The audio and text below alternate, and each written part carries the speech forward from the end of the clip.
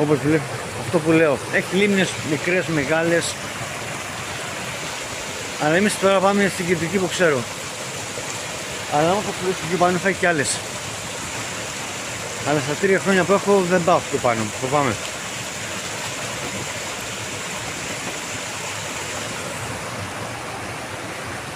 Εδώ ένα φοβερό μέρος. Αλλά πρέπει να το πετύχεις με νερό. Αν πετύχεις χωρίς νερό δεν λέει να έρθεις. Εδώ τώρα είναι πριν φτάσουμε στην μπάρα που λέω εγώ, στη γαλάζια μπάρα.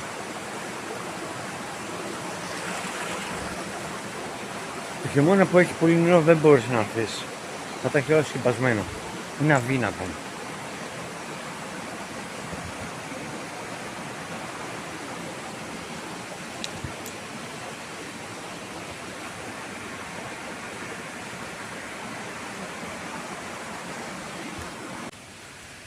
Κοιτάξτε πού περνάμε εδώ. Εδώ έχω τα βαλιγκάρια μου. Πού είναι ο μικρός, έρχεται, νάτος, δάσκαλε, πιτσάκο, μπράβο.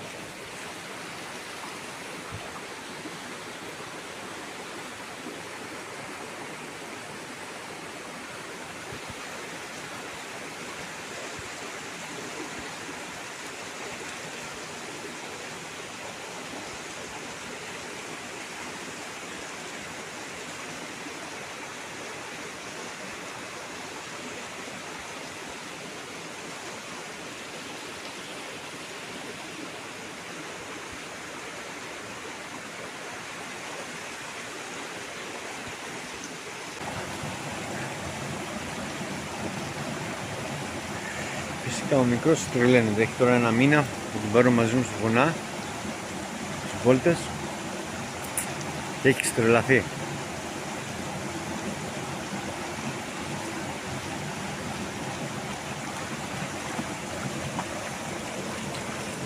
Για να σου πω μικρέ, θα μπεις μέσα. Αρχινά και μπαίνει μέσα.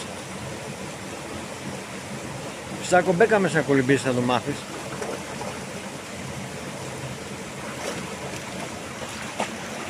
Ωραία είμαστε. Πολύ ωραία.